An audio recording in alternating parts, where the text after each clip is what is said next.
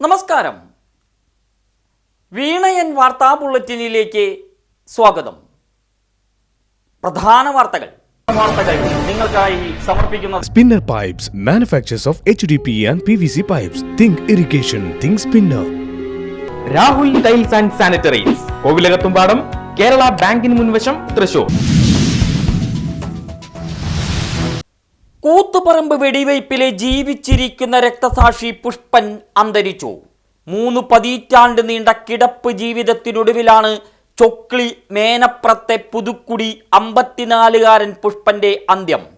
Kozhikode baby memorial ആശുപത്രിയിൽ വെച്ചായിരുന്നു 24-ാം വയസ്സു മുതൽ ദുരിത ജീവിതം നയിച്ച പുഷ്പന്റെ വിടവാങ്ങൽ. 1994 നവംബർ 25-ന് നടന്ന DYFI സമരത്തിന് നേരെയുണ്ടായ വെടിവെപ്പിൽ സുഷുപ്ന നാഡി തകർന്നാണ് പുഷ്പന്റെ വേദനയിലൂടെയുള്ള നിരന്തര യാത്രയ്ക്ക് തുടക്കമായത്. പ്രതിരോധത്തിൻ്റെ കരുത്തുറ്റ ശബ്ദമായ പുഷ്പനെ കാണാൻ ചെഗുവേരയുടെ മകൾ അലിഡ ഗുവേര എത്തിയത് ചരിത്രം. പുഷ്പന് മരണമില്ലെന്ന് CPM സംസ്ഥാന സെക്രട്ടേറിയറ്റ്. മുന്നോട്ടുള്ള പോരാട്ടത്തിൽ വലിയ കരുത്താണെന്ന് DYFI. അക്ഷര കേരളത്തിന്റെ മുന്നേറ്റ ചരിത്രത്തിൽ പുത്തൻ വിപ്ലവം രചിച്ച് Mulankunnathukavu Kerala institute of local administration, കിലയിൽ college of decentralisation and local ഗവേൺസിന് തുടക്കം. തദ്ദേശ സ്വയംഭരണ വകുപ്പ് മന്ത്രി MP രാജേഷ് അക്കാദമിക് കേരളത്തിന് സമർപ്പിച്ചു. സംസ്ഥാനത്തിന്റെ ഉന്നത വിദ്യാഭ്യാസ രംഗത്ത് വളർച്ചയുടെ ഗ്രാഫ് പല മടങ്ങ് വർദ്ധിച്ചതായി മന്ത്രി. വികസിത രാജ്യങ്ങളിൽ നിന്നുൾപ്പെടെ വിദ്യാർത്ഥികൾ പഠനാവശ്യത്തിന് കേരളത്തിലെത്തുന്നത് മികവിന്റെ ഉത്തമോദാഹരണം.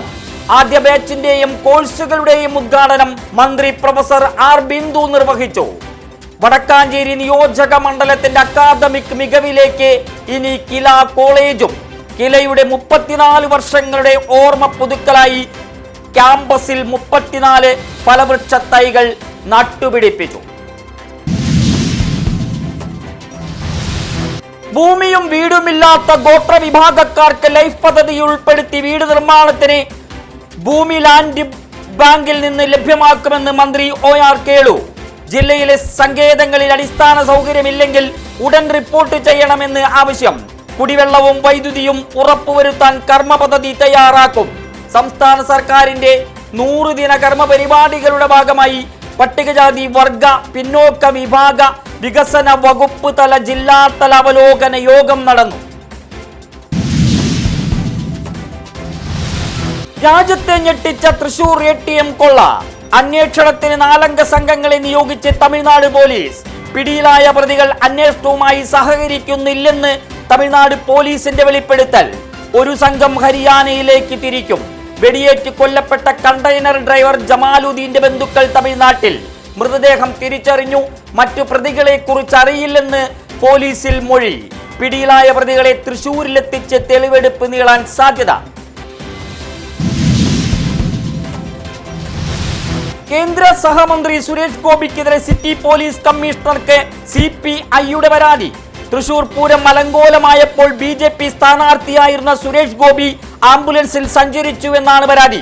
ആംബുലൻസ് നിയമവിരുദ്ധമായി തെരഞ്ഞെടുപ്പ് പ്രചരണത്തിന് ഉപയോഗിച്ചുവെന്നാണ് കുറ്റപ്പെടുത്തൽ.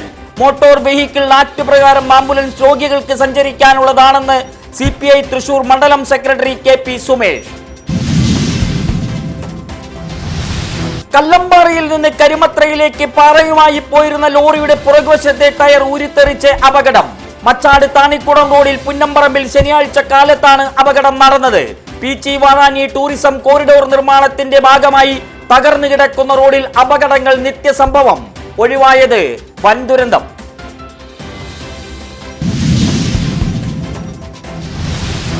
ഇടവമാസത്തിലെ ആയില്യം നാളിൽ നാഗദേവതകൾക്ക് 100 പാലും സമർപ്പിച്ച് വിശ്വാസ പാരമ്പര്യം പുതുക്കി സമൂഹം. വ്രതം അനുഷ്ഠിച്ച് ആയില്യ പൂജ തൊഴിൽ. 100 പാലും വഴിപാടായി സമർപ്പിക്കുന്നത് സവിശേഷ ഫലദായകം. മുണ്ടത്തിക്കോട് പാതിരിക്കോട്ടുകാവ് ഭഗവതി ക്ഷേത്രത്തിൽ ആയില്യം പൂജയിൽ പങ്കെടുക്കാൻ ഭക്തജന സാഗരം.